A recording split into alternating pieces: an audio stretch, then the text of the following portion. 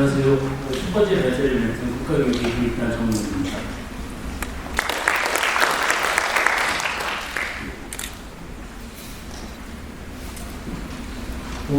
발제를 맡은 배경에 대해서 간단하게 말씀드리면, 제가 이 교육연구원에서 주관하고 있는 현안보고라는 짧은 리포트를 하나 만들고 있는데, 그 이념에 대해서 발제를 하게 됐습니다. 그 제목은 이제 교육정책을 우리가 이런 얘기를 하잖아요. 새로운 개념이라기보다는 이게 막 정신없이 마을교육이나 학교민주주의나 혁신교육이나 이런 거 하다 보면 현안과 사업에 매몰돼서 이게 어떤 맥락으로 진행되는지 잘 모를 때 약간 전진보다는 한 발 후퇴해서 바라보는 것들이 필요하다는 건데, 일종의 아리트메디스 포인트 같은 거죠. 그래서 좀 일종의 후퇴를 하면 지구 전체를 볼 수 있는 것처럼 우리가 어떤 교육개혁을 하고 있고 어떤 실천을 하고 있는지 약간 뒤로 후퇴해서 보자라는 의미였고, 그래서 커먼즈라는 개념은 어쩌면 아주 오래된 미래의 오래된 이야기부터 끌어오는 개념이 되고 있습니다. 거기 교육이라는 말을 붙인 걸 수도 있는데, 저희 교육 커먼즈 그래서 이 포럼은 이미 8월달에 이미 이 주제가 예정되어 있었는데, 제목을 안순호 선생님한테 카톡으로 받고 깜짝 놀랐습니다. 교육의 공공성의 새로운 관점. 제가 제일 싫어하는 거거든요. 새로운 관점을 내가 제시해야 되는 거에서 되게 부담이 많았었는데, 아까 말씀드린 것처럼 이게 새로운 이야기이기보다는 한 발 물러서서 보자는 의미고, 그래서 좀 더 어디로 가야 될지에 대한 방향이 보일 것 같다는 것이고, 그래서 오늘 오면서 버스에서 무슨 생각을 했냐면, 우리가 오래된 책 중에 아리스토텔레스의 정치학 중에 이런 얘기가 있잖아요. 경제의 원어라고 하는 오이코노미, 삶 그리고 이제 가정 이런 자기 삶을 다스리는 영역. 그러면서 그것과 분리해서 크레마티스토케라는 개념을 얘기하거든요. 그건 뭐냐면 이윤을 생산하는, 그래서 철저하게 자기 자산을 증식하는 이 영역과 오이코노미아, 이 경제적인 삶을 다루는 영역은 다르다라고 하면서, 그것은 철저하게 오이코노미아에 의해서 종속되어 있는 것이고 그 자체가 언제나 전면화될 수는 없다. 그래서 오이코노미아의 총재를 받아야 한다라는 것인데요. 커먼즈도 비슷한 맥락이 되고, 마을교육 공동체, 학교민주주의, 혁신학교 이런 것들을 도대체 우리가 왜 하는 건가? 이 교육개혁의 방면들의 방향은 어디를 향해야 되는가에 대한 것들을 조금 더 커먼즈라고 하는 오래된 얘기부터 끌어보자는 것이고, 참고로 말씀드리면 커먼즈라는 개념 자체는 왜 영어를 쓰느냐, 영어를 쓰는 것에 대해서도 좀 내부적으로 연구하는 사람들끼리 논쟁이 많았습니다. 왜냐하면 될 수 있으면 한국어로 해석해주는 게 좋은데, 어떤 맥락에서는 공동자원이라고 번역을 하기도 하고, 어떤 데서는 그냥 커먼즈라는 개념을 쓰기도 합니다. 그런데 커먼즈라는 원어를 그대로 쓰는 것들은 일종의 자원을 지키기 위한 공동의 실천, 예를 들면 강정마을, 밀양, 이런 것들을 넘어서서 거기 주체적으로 어떤 공동체를 만들어내는 데 참여하고, 그 참여하는 과정에서의 결사체 민주주의가 어떻게 형성되고 그 안에서 어떻게 지식이 공유되는 것까지를 종합적으로 설명하려면 기존 이 자원이라고 하는 개념이 너무나 강한 언어감을 갖고 있기 때문에 일단 커먼즈라는 개념을 해석하지 말고 그대로 쓰자라는 입장을 취하는 데도 있고, 아니다, 공동자원이라는 개념 속에서 이런 것들을 포괄하자라는 의미도 있습니다. 그래서 저희는 전자의 입장을 선택하고 진행했습니다. 될 수 있으면 30분 안에 준비한 PPT를 다 못하다고 통보해 걸로 하고, 나머지 페이퍼를 주시기 바랍니다. 이 네 가지의 주제로 이야기를 할 텐데, 이거 앞이나 이런 것들은 대학 강의가 아니기 때문에 그냥 페이지만 보고 넘어가는 걸로 하겠습니다. 세 번째, 네 번째를 주로 말씀드리도록 하겠습니다. 이건 넘어가도 될 것 같고요. 이제, 넘어가겠습니다. 아까 처음에 말씀드린 것처럼 이쪽에 커먼즈라고 하는 관점을 저희가 교육 커먼즈라는 개념이 이해가 되는 것들은 공동의 것들이 교환 가치로서 자본으로 배정되고 모든 알매 과정에 자본을 획득하고 재생산하는 과정으로 분석되었다는 이런 관점을 좀 새롭게 보자는 것이고, 이건 마침 여러분이 실천하고 있는 것들이고, 이것이 학교에서 어떤 식으로 나타나고 있느냐라는 배경을 보면 바로 기본적으로 이렇게 다양성을 최소화하고 표준화된 평가, 그리고 어떤 지속 가능한 평가를 통한 산출을 통해서 이력 관리를 하고 이걸 통해서 성장과 발달을 추산하는 이런 시스템이 지금 우리 교육학에 실력이 넘어서려고 하는 교육의 모습이라고 생각을 했고, 그것들이 결국은 교육이동인 사회체제가 이윤을 극대화하고 중앙집권적인 관리계획 그리고 동일하고 표준적인 시스템을 구축하는 데에 포섭되어 있기 때문에 교육은 늘 국가, 자본, 노동, 교육으로 위계화된 구조 속에서 작동할 수밖에 없고, 이렇기 때문에 개인에게는 자기의 자산 가치를 높이기 위한 학력적 문제이고, 국가 입장에서는 인적 자원을 효율적으로 생산해내는 것이라면 결국 그 이전에 공동체 안에서 근무 인정 참여의 과정이 붕괴됐다, 이런 입장으로 좀 이해했습니다. 이제 이것이 참 우리가 너무 쉽게 정리하면서도 잘 정리가 안 되는 내용 중에 하나인데, 이 국가와 시장의 대립은 되게 쉬운 말로 표현을 하지만, 근데 국가는 또 가지고 있는 일종의 공적 기능이라는 게 있죠. 그러니까 시장은 일종의 영리를 목적으로 한 자기 개혁적인 규제를 놔둔다면, 국가라는 건 어쨌든 인권을 감지해야 하는 기구이기도 하고, 그리고 공동체의 그런 시장과 영리적인 것으로부터 사회적인 것, 그리고 생태적인 것들을 보존해야 되는 역할을 하기도 하는 이중적인 기능입니다. 그런데 지금 우리나라도 마찬가지지만 전 세계적으로 이 영리 영역과 생산 영역, 그리고 사회 영역과 생태 영역들이 각각의 독자적인 나름대로의 일종의 구조를 가지고 있는 것인데, 영리를 중심으로 한 모든 영역의 생산, 사회, 생태 영역이 포섭된 체제, 위계화된 체제이고, 이 안에서 교육학이 작동하고 있다. 그래서 커먼즈라는 것들은 여러 학문에서 나오는 학자들의 연구를 정리해서 공동체 구성원들이 공동으로 자원을 이용하고 관리하는 이런 것들을 접했습니다. 그러니까 기본적으로는 키워드가 공유제, 공유지, 공유자원으로 번역되는, 아까 말씀드린 것처럼 공동 소유가 전제가 된다는 것이고, 교수가 되겠습니다. 이런 하고 가보겠습니다. 저희가 이 비표를 만들면서 일종의 어떻게 하면 그러면 우리가 일종의 완전히 사적인 것을 없애고 완전히 영리적인 것을 없애고 모든 비공식적인 것을 없애는 것으로 커먼즈를 갈 수는 없기 때문에 공적인과 사적인 사이의 일종의 긴장, 영리와 비영리 사이의 긴장, 공식적이고 비공식 사이의 긴장이라는 것 속에서 커먼즈가 일종의 줄어들기도 하고 늘어나기도 한다, 이런 의미로 좀 그렸고요.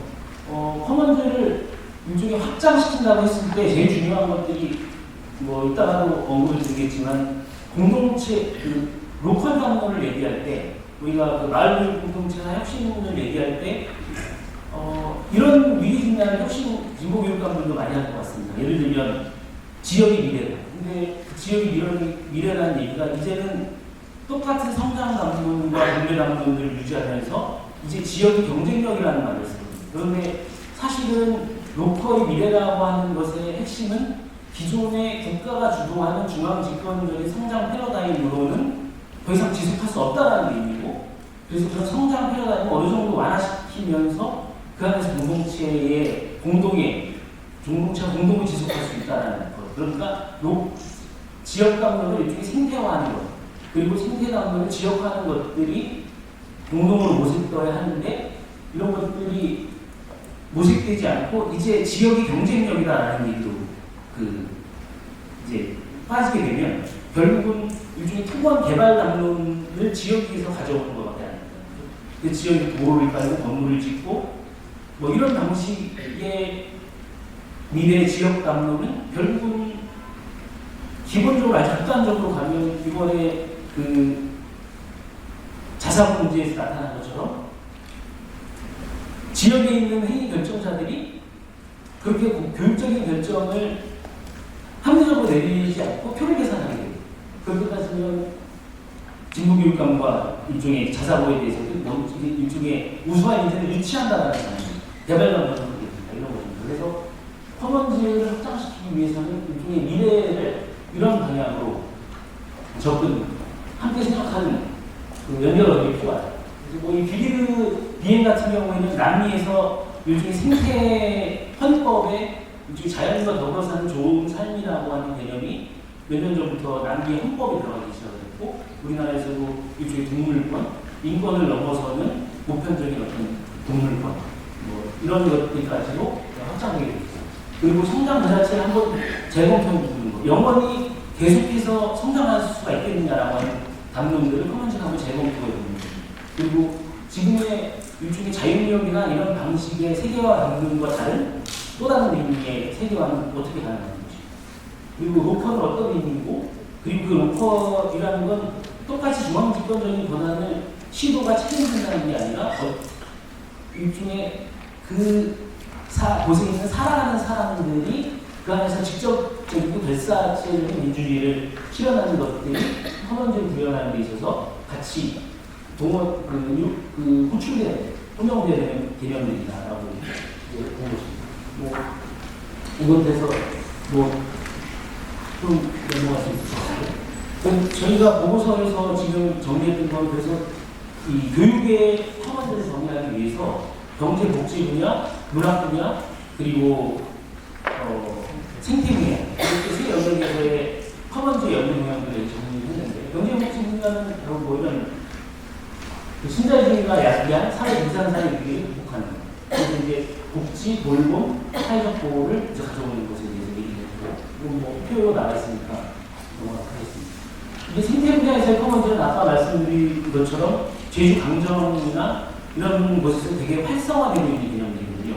우리나라 미래안에 있어서. 그러니까 지역에 있는 에너지나 어떤 자원에 대한 공동의 문제들을 해결하는 과정에서 어떻게 생태 위기를 경제 위기, 인류 생존의 위기로부터 구해낼 것인가, 이런 접근입니다. 이제 뭐 박보 선생님도 계시지만, 그래서 이제 마을의 개념을 얘기하기 위해서 이쪽에 마을이 원형이라고 하는 것들을 좀 생각해 봐야 되는데, 성미산, 당정, 밀양, 뭐 이런 곳으로부터 다시 교육적으로 오면 경기도는 되게 먼저 시작해서 잘 되는 것들이 있죠. 시흥, 의정부, 뭐 과천, 그리고 뭐 광명, 이런 학교와 마을이 연계되어서 일종의 평생학습을 기반으로 해서 서로 넘나들도록 하는 시스템. 이런 것들을 이제 그 생태 분야에서 연구를 하고 있는데, 여전히 성장주의가 이 시도지사나 이런 분들이 굉장히 강합니다. 우리 지역의 건물을 어떻게 넓히고, 어떻게 도로를 넓히고, 뭐 이런 문제입니다. 그러니까 에너지를 어떻게 우리 지역에 책임지고, 뭐 기본적인 인간의 삶이 가능한 것들 우리 로컬이 책임질 것인가에 대한 것들은 별로 논의가 되지 못하는 것입니다. 그리고 왜 공권부가 자치인가라는 논의에 대해서 별로 논의가 되지 않은 것 같은데요. 왜 그러냐면, 사실 우리가 자치라는 것과 민영화라는 것들은 구조적으로는 동일합니다. 우리가 자꾸 한쪽으로는 굉장히 그 교육적인 요구들을 그 학교 또는 그 지역의 주민들이 직접 당사자들이 해결한다라고 하는 의사결정을 하는 것들을 교육자치라고 본다면, 민영화도 니네들은 네가 해 라고 하는 것과 비슷한 맥락이거든요. 근데 민영화를 할 때는 시당들이라고 비판을 하는데, 교육자치를 할 때는 굉장히 정치적이고 공동체적인 의사결정을 할 것 같지만, 그런 사람들이 어떠한 의사결정 자체에서 할 것인가, 그 자체에서 공공성이 자동으로 보장되는가에 대한 것들은 한번 검토해봐야 될 것입니다. 문화에 대한 영역에서는 뭐 넘어가도록 하겠습니다. 저희가 모형으로 제시하는 건 이건데요. 이 점선으로 표시한 영역까지가 저희가 현황보고에서 다루고 있는 영역입니다. 흰색으로 돼서 그런데, 기본적으로 지금의 사회와 교육의 문제를 어떻게 진단할 것인가, 그리고 그것으로부터 교육 커뮤니티에 대한 이야기를 하고 연구 동향을 정리해서 교육 공공성의 재구성 방향으로 커먼즈를 개념화하고, 그 일종의 교육개혁의 방면을 비판적으로 검토해서 하는 것까지가 현안보고에서의 다른 것이고, 그 다음 일종의 제안으로 해볼 생각인데, 커먼즈의 모델을, 교육 커먼즈의 모델들을 좀 다양하게 좀 개발해서 제시해야 되고, 그리고 그것들이 어떤 실천으로 이어져야 하는지, 그래서 어떻게 확장되어서 지속가능한 교육 커먼즈의 토대가 구축돼야 하는지에 대한 그림들을 한번 그려보려고 하고 있습니다. 이건 넘어가도록 하겠습니다. 아까 자치공공성이라는 개념을 저희가 여기서 사용했는데, 그 자꾸 교육 자치라는 말만 있고 자유운영이라는 말만 있어요. 그런데 사실은 그 자치의 주체들이 어떻게 의사결정을 하는가, 어떤 사회적인 토대에 놓여 있는가로 보면 여전히 우리가 사는 지역 자체가 정치사회 문화적으로 일종의 균형을 되어 있기 때문에 강남의 의사결정과 저 산촌에 있는 시골의 구성인의 의사결정, 또 어떤 계층에 따른 의사결정이 지역에 따라서 차별적으로 될 수밖에 없습니다. 그러면 어떻게 자치를 두되 이 안에서 공공성을 확보할 것인가에 대한 의미가 동시에 돼야 되는데, 지금은 너무 자치라는 것만 발달하고 있는 것 같다라는 생각을 했고, 뭐 외국에서도 압축적인 근대화나 후발의 근대화를 바꾼 우리나라나 동아시아권들이 갖고 있는 기본적인 담론이 일종의 분권화, 탈중앙화 담론이죠. 그런데 역설적으로 오랫동안 자치의 경험으로 이 발달했던 영국이나 연방제적 국가에서는 오히려 표준화, 그리고 일종의 국가 수준에서의 책임관, 이런 얘기들이 나오는 거죠. 그러면 이것은 역시 공동으로 함께 생각해봐야 할 주제라고 생각했습니다. 미래교육 감독의 생태적 버진인데요. 이것도 역시 저는 4차 산업혁명과 관련한 이런 담론들이 특히나 인도교육감들이나 우리나라에서 너무 과도하게 되고 있다는 것입니다. 그러니까 미래교육 담론을 생태적으로 전환한다라는 것들은 이런 관점에서 고민해야 되거든요. 그런데 지금 보면 4차 산업혁명이 다가오고 있다. 일자리에 대부분 잃을 것이고, 얼마 지나면 대부분의 지식은 쓸모없을 것이라고 얘기하면서 애들에게는 창의적인 기술이라고 말합니다. 그런데 그 일종의 협박이고 공부의 도움 자체가 없어지는 그렇습니다. 교육과정의 전환도 이런 교육 커먼즈의 관점에서 고민해 볼 수 있는데, 이 현상가학습은 이미 핀란드나 이런 쪽에서 교과로 공존된 지식을 넘어서서 일종의 다학제적인 접근을 넘어서는 일종의 현상가학습이 새로운 내셔널 커리큘럼에서 정리되어 있고, 그리고 좀 더 높은 큰 장기적인 비전으로 교육과 의무 취약의 분리에 헌법을 의제화하는 것들도 좀 필요하다고 생각합니다. 우리가 자꾸 덴마크 사례를 가져오는데, 덴마크의 그 다양한 자유학교나 이런 데의 사례들이 사실은 국가가 교육에 대한 책임이 있지만 국가가 정해진 프로그램으로 모두가 취약을 해야 된다라고 하는 것들을 분리시킴으로써 가능했던 거죠. 그럼 이 상상력을 더 가지면서 일종의 이것들 한쪽에서는 대안학교나 지금 이음학교의 문제도 마찬가지인데, 사람들이 선택할 수 있지만 그것들을 교육적인 책임집니다. 이런 방식으로 해서 그 선택에 따른 부담들을 국가가 수혜해줍니다. 이런 방향으로 이런 것들이 의제가 돼야 되고, 장기적으로 연방제적인 또는 그 지방분권의 헌법 개혁이 내년부터 좀 의제가 된다면 이런 얘기들이 좀 먼저 저희들이 커먼즈 관점에서 얘기해야 될 거라는 것이고, 시설에 대한 것도 마찬가지입니다. 지금 요즘에 공간 담론이 굉장히 그 공간이 제3의 이렇게 교사다 이렇게 얘기하면서 강조는 되고 있는데, 학생들이 참여해서 바꾼다는 것 빼고는 시설을 하더라고요. 근데 우리가 교육 커먼즈에 맞춰서 보다 해야 될 건 될 수 있으면 에너지를 적게 들이는 거. 우리나라의 건물 중에서는 시설의 문제에서도 대부분 중수시설이나 이런 게 없지 않습니까? 어떻게 하면 될 수 있으면 생태적으로 지속 가능한 건물을 만들 것이고, 에너지의 문제를 해결할 것이고, 이런 것들에 대한 것들을 시설 현대화를 넘어서서 접근하고 있는 해야 함에도 불구하고 학생들이 참여해서 함께 구성들이 바꾼다는 쪽에서만 포커스를 맞추고 있다든지 이런 좀 접근들이 고민돼야 된다고. 주체들의 생태적 전환을 아까 말씀드렸고, 교육 커먼즈를 이렇게 4가지 측면에서 접근해 보려고 하고 있습니다. 우선 10분이라고 했습니다. 10분입니다. 4가지로 보고, 이건 뭐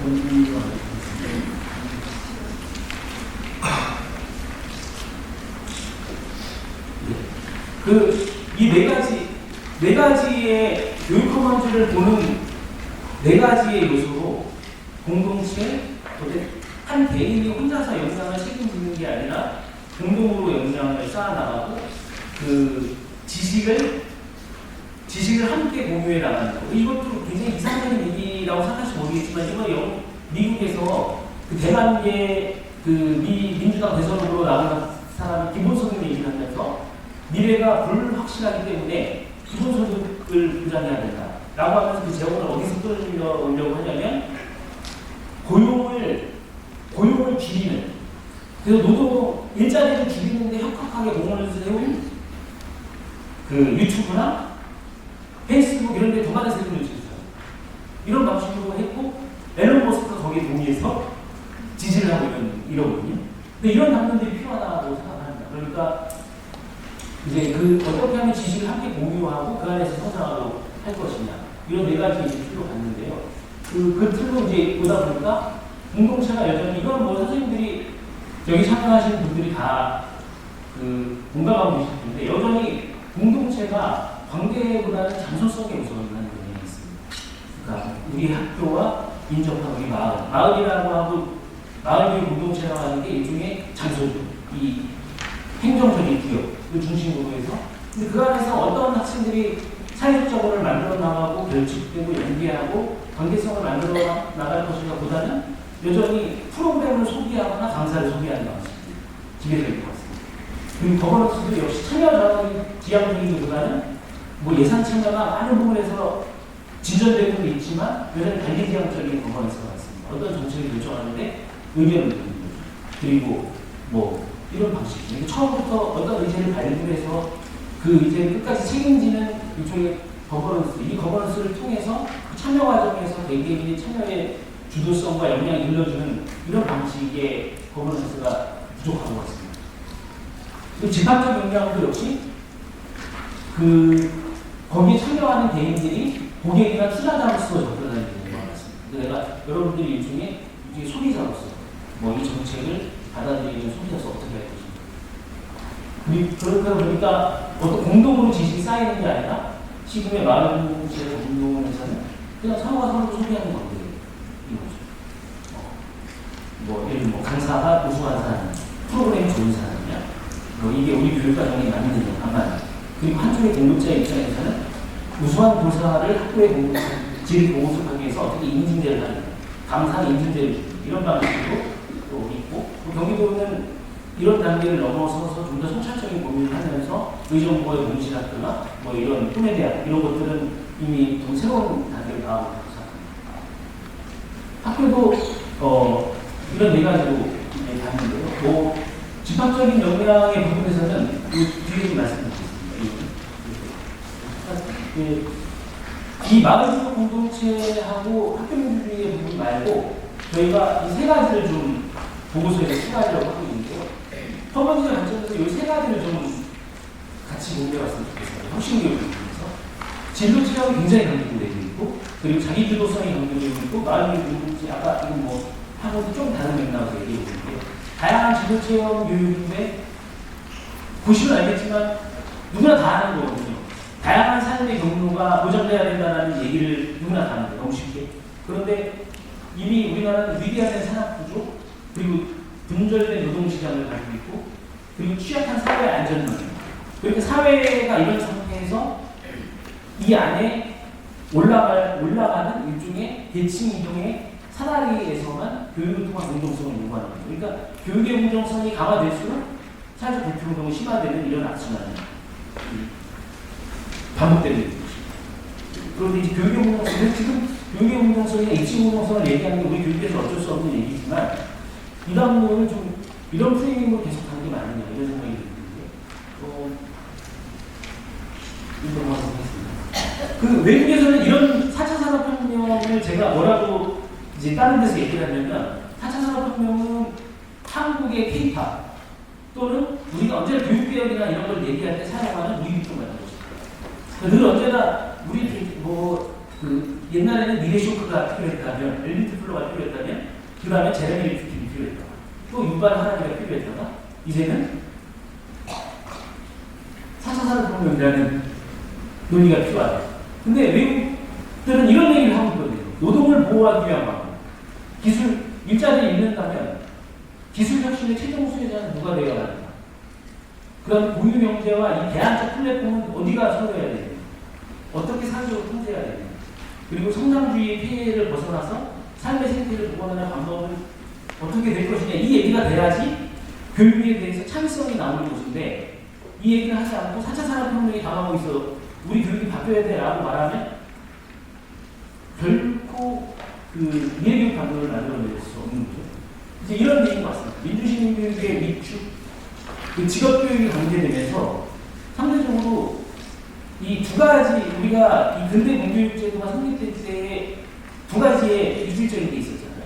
일종의 개론하는 하나가 일종의 자유교육, 부르주아 계층의 자유교육, 그 다음 노동자 계층의 직업교육이었습니다. 이 두 개를 통합한 게 바로 지금 일종의 그 공교육의 모델인데 직업교육이 강조되면서 일종의 민주시민교육이 위축되고 그 직업 진도교육에 대한 진도 체험을 막 참석하는데 이거에 대한 지나치게 개인 책임이 강조됩니다. 네가 선택해, 네가 찾아야라고 말하는데 그 상황에서 진도를 스스로 선택할 수 있는 것들이 가능한가? 그러니까 완전히 개인의 책임을 지는 거예요. 그래서 이제 CF로 스웨덴 인공교육을 얘기하면 이제 스웨덴이나 방문해 보시면 알겠지만 스웨덴에서는 인공교육을 어떻게 하십니까? 라고 말하면 약간 관계자들이 깜짝 놀래거든요. 왜냐하면 그쪽에서 인공교육은 모든 교과에 일종의 다 그 법률과로 요소 들어가 있는데 인공교육을 특별하게 한다는 것은 특별하게 아프리카에서 어떤 인권 침해 사례가 발생한다. 이런 경우에 쓰는 거고. 그러니까 진로교육이라는 게 일종의 전체적인 시민교육 속에서 어떻게 한 개인이 자기의 그 먹고 사는 문제를 책임져 나갈 것인가는 사회 속에 선택하게 만드는 게 아니라 자꾸 어렸을 때부터 진로를 찾아야 된다 하는데 아까 말씀드린 우리나라의 노동시장과 산업구조, 사회적 안전망이 이런 상태에서 진로 책임 교육의 과잉, 진로 책임 교육이 지나치게 가면 개인 책임이 강화될 수 있다. 그리고 그 진로 책임 교육이 극단화된 경우는 뭐냐면 소비자 주권이 극단화됩니다. 학생들이 그 시민 주체보다 소비자 주권의 발달을 심각하게 보셨는데요. 학교 현장에서 교사가 아무리 혁신적인 수업을 해도 진보 보수의 개념을 떠나서 내가 마음에 안 들고 나한테 도움이 안 되면 싫은 겁니다. 교육적인 어떤 관점으로 자기도덕성의 문제도 마찬가지인데 이거는 이제 얼마나 때가 됐습니까? 이게 그 압축성장 제고학이라는 이게 그 우리나라 서울대학교 사회발전 연구소의 보고서에 나오는 한 단락인데요. 그 60이 아래 대학에 대비 대학 서열에 따른 임금 격차, 대학 서열에 따라서 임금 격차 얘기를 하는데 저 왼쪽에 보시면 연령에 따른 사상학원에서 그러니까 우리가 혁신학교처럼 좋은 교육을 하는 거 말고 모든 학교가 다 이런 노동시장에서 좋은 일자리를 찾기 위한 것으로 다 그런 방향으로 교육을 하고 있다면 좋은 대학을 많이 보내는 게 학부모들의 요구일 수밖에 없잖아요. 그럼 그 많은 그 대학을 보내기 위해서 학교가 역할을 한다고 생각하십니까? 라고 말했을 때 60대 이상의 연령층 그리고 중저 이하의 사람들만 학교가 입시에 도움이 된다라고 말하고 있습니다. 이게 단순한 설문조사가 아니라 열심히 공부하는 결과인데 그러면 여기서 이건 다 우리가 알고 있는 60대 이상과 저학력자 빼고 학교 안에서 입시에 도움이 되는 교육을 학교가 하고 있다라는 거에 동의하지 않는다는 거죠. 그럼 뭐냐면 입시는 학원에서 시킨다는 거잖아요. 그럼 어떻게 되냐면 학교는 두 가지만 남게 됩니다. 영국처럼. 하나는 뭐냐면 학교 폭력이고 하나는 아주 개인화된 인권이죠. 그래야 누구도 건들지 마. 어차피 공부시키는 거 아니고 공부는 학원에서 시키거든. 그러니까 너 누구도 건들지 마라고 하면 남게 되는데 여기에 일종의 가세를 하고 있는 게 진보 교육이 미국도 마찬가지지만 60년대까지는 일종의 정체성 정치라고 하는 이 다양한 개인들이 기초한다는 것들이 일종의 큰 힘을 발휘할 수 있었습니다. 그런데 그래서 개인의 욕망을 표현하고 천부인권을 얘기하고 개인의 정체성이 핵심이 되겠죠. 그런데 이런 좋은 의미로 확장이 되었었습니다. 그런데 문제는 뭐냐면 약자들의 연대를 공부하는 방향으로의 정체성이 이쪽에 신자유주의와 결합하면서 이쪽에 연대에서 개인으로 라는 방향으로 해체되었고 결국 그건 뭐냐면 진보교육이 연대 공동체보다 정체성 초점을 맞추면서 이런 현상이 벌어졌습니다. 그러니까 학교가 또는 학교가 공동체 그리고 공동의 미래에 대한 비전을 제시하지 못하게 되는 것이죠. 보편적인 민주적 우위를 약화시키는 경향이 되겠습니다. 시민의 연대가 붕괴되고 이게 어떻게 되냐면 학교 안에서 옛날에는 선생님 선생님 혼내서는 가르쳐주세요 라는 말을 지금은 학원 가서 한다는 얘기죠. 학교 가서 선생님한테 하는 게 아니라 학원 가서 선생님 혼내서는 가르쳐주세요 라고 말합니다. 그러니까 이 연대 과정이 붕괴되면서 일종의 극단적으로 페미니즘의 강대니즘, 학생인과 교권이 대립하는 현상이 벌어질 수 있습니다. 이제 학교가 공동체로서의 공적 의무를 가르치는 것들이 필요하고 이것들을 이제 해야 된다는 거예요. 근데 학습 주도성의 문제를 얘기했던 건 이겁니다. 근데 이게 되게 우리가 쉽게 접근하는 경향이 있는데 아주 독립적인 개인을 만드는 것과 그리고 참여하고 타협하는 시민을 만드는 것들은 융합되기가 굉장히 어려운 문제입니다. 그런데 이 두 개가 사적 개인으로서 자기 권리를 가진 개인과 정치 공동체에서 타협하고 상대방과 협상하는 이것들을 동시에 만드는 이것들을 학교 안에서 구현해야 되는데 이것들이 제대로 작동하지 않게 된다는 거죠. 마을공동체는 아까 말씀드렸지만 이런 것인데 여전히 마을공동체가 그 사업과 프로그램 프로젝트에 기반이 되는 것이고 지금 방금 보시면 오른쪽 왼쪽이 다 어느 쪽이 맞다라고 말씀드리긴 어려운데 일종의 우리가 비판할 게 왼쪽에 일종의 패러다임이잖아요. 학교 안에서 지식을 교사가 재현하고 전수하는 거 말고 학생들이 행위하고 참여하면서 그 과정에서 어떤 프로젝트를 수행해서 영향을 드리는 것이다. 그런데 마을에 나가서 그런 프로젝트를 실현하려고 하는 게 아까 말씀드린 공실학교나 이런 모델인데 여전히 대부분의 학교는 오른쪽에 방식을 재현하고 오히려 학교보다도 더 일종의 패키지 여행을 소비하듯이 상품을 소비하듯이 마을이 활용되는 경우가 많습니다. 이렇게 그래서 저는 개인적으로 마을교육과정이라는 말은 좀 학교 자체라는 개념이 자유운영이라는 개념이 낮고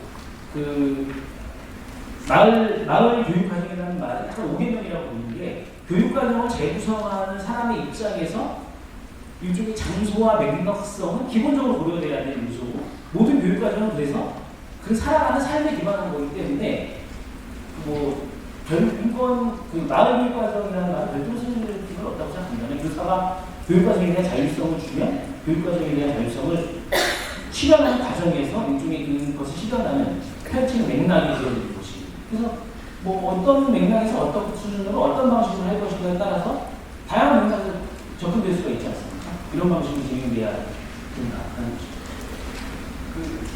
마을이 왜 고려해야 될까? 근데 지금 보시면 외국에서는 이런 말을 하는데 마을이 보헤미안으로 시작해서 젠트리피케이션으로 끝난다. 이게 마을의 운명인데 그 마을을 다 혁신적으로 해놓으면 땅값을 올려놓고 그 사람들이 내쫓기고 이런 방식이 계속 된다는 것인데 여기 이제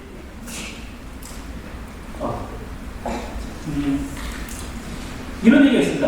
여기서 뺐는데 마을 교육과정을 있는데 마을이 없다. 진로 교육을 하는데 진로 교육과정을 있는데 진로에 대한 선택할 수 없다. 그리고 민주시민 교육을 하는데 사회 민주주의지 않다.